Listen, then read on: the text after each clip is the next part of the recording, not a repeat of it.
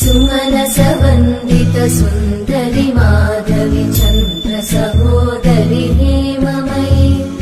मुनिगणवन्दित मोक्षप्रदायिनि मञ्जुळवासिनि वेदनुते पङ्कजवासिनि देव सुपूजित सद्गुणवर्षिणि शान्तियुते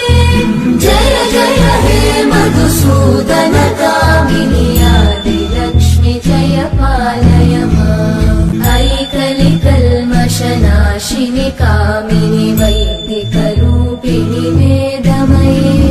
क्षीरसमुद्भव मङ्गलरूपिणि मन्त्रनिवासिनि